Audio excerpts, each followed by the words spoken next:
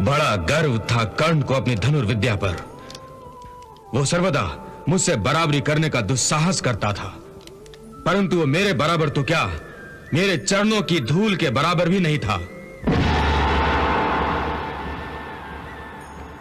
जो सर्वदा अहंकार से सिर उठाकर बातें करने का दुस्साहस करता था, जिसका सिर कभी हम पांडवों के सामने झुका नहीं था, उसी कर्ण का सिर ही आज मैंने उसके धड़ से अलग कर दिया है। कर्ण का सारा गर्व, सारा अभिमान और सारा घमंड चूर चूर कर दिया है मैंने। केशव, तुम व्यर्थ ही कर्ण को महत्व दे रहे थे। तुम व्यर्थ ही कर्ण की प्रशंसा करते थे। अरे, मैंने तो उसे बार बार पराजित किया था, बार बार, हर बार। कर्ण तुमसे बार बार पराजित हुआ है, परंतु इसका अर्थ यह नहीं कि कर्ण एक श्रेष्ठ योद्धा नहीं था। तुम कहना क्या चाहते हो केशव? मैं श्रेष्ठ योद्धा नहीं हूं? मैं सर्वश्रेष्ठ धनुर्धर नहीं हूं? पार्थ, पितामह भीष्म तुम्हारे बाणों के कारण निष्क्रिय हुए थे ना? हां। तो क्या पितामह भीष्म से तुम श्रेष्ठ धनुर्धर हो गए? नहीं केशव, पितामह भीष्म की बात दूसरी थी। पितामह भीष्म से मैं श्रेष्ठ कभी नहीं था, कभी नहीं, परंतु कर्ण से मैं अवश्य श्रेष्ठ हूं। पता नहीं तुम कर्ण का ही पक्ष क्यों ले रहे हो? मैंने जब भी कर्ण के रथ पर बाण चलाया है, तो मेरे बाण के प्रहार से कर्ण का रथ 10 कदम पीछे हट जाता था, 10 कदम। और कर्ण जब मेरे रथ पर बाण चलाता था, तो मेरा रथ केवल 2 कदम पीछे हटता था।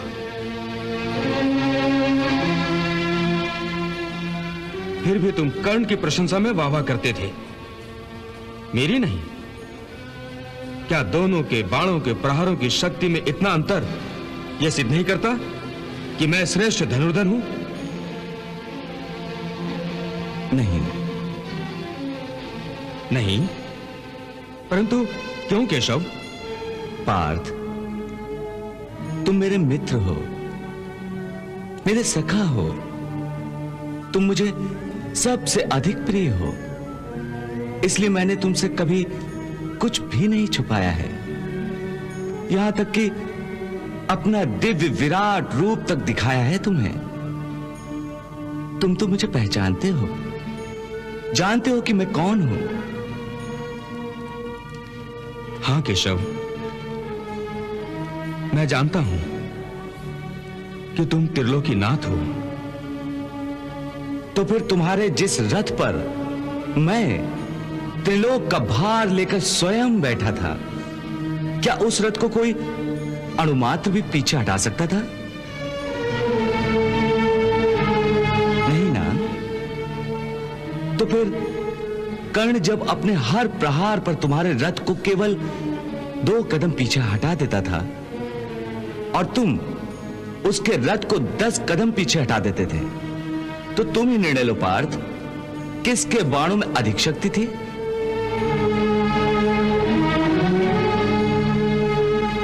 पार्थ, असल में कर्ण तुम्हारा प्रथम शत्रु नहीं है, बल्कि अहंकार तुम्हारा प्रथम शत्रु है।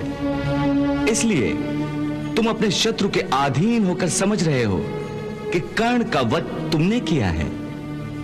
केशव, रथ को पीछे हटा देने की बात तो ठीक है, परंतु इसमें क्या संदेह है कि मैंने कर्ण का वध नहीं किया है?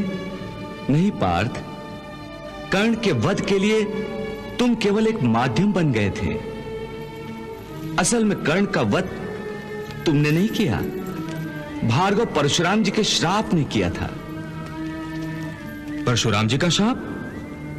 हां पार्थ, इसीलिए मैं कहता हूं कि कर्ण का वध तुमने नहीं किया, कर्ण को उसके गुरु के श्राप ने मारा है। पार्थ, इसी श्राप के कारण कर्ण की मृत्यु हुई है। सूर्य देवता के प्रदान किए हुए कवच कुंडलों की भांति ये 2 श्राप कर्ण के जीवन का अटूट हिस्सा बन चुके थे।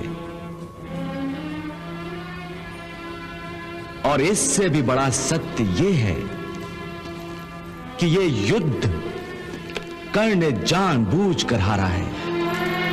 ये क्या कह रहे हो केशव? हां पार्थ, तुम नहीं जानते, कर्ण के सेनापति बनते ही मैं उसके शिविर में गया था। कर्ण के शिविर में? परंतु क्यों? उसे धर्म के मार्ग पर आने का निमंत्रण देने। मैंने उसे अधर्म का साथ छोड़कर पांडवों की ओर से लड़ने के लिए कहा था, परंतु उसने कहा कि भले ही दुर्योधन अधर्म के पथ पर हो, फिर भी दुर्योधन से मित्रता निभाना उसका प्रथम धर्म है। इसलिए वो प्राण त्याग देगा, परंतु अपने मित्र को धोखा नहीं देगा। और वही उसने किया।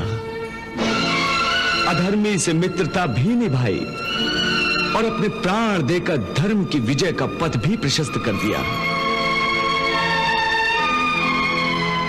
हाँ पार्थ, तुमने कर्ण के अंतर में झांक कर नहीं देखा। कर्ण की आत्मा एक महान आत्मा थी। पार्थ, ऐसे लोग युगों युगों में कभी कभार ही पैदा होते हैं। लोग कर्ण को दानवीर यूं ही नहीं कहते। जाते जाते भी उसने अपना दान धर्म निभाया। पांडवों अर्थात धर्म के हित में उसने अपने प्राण दान कर दिए।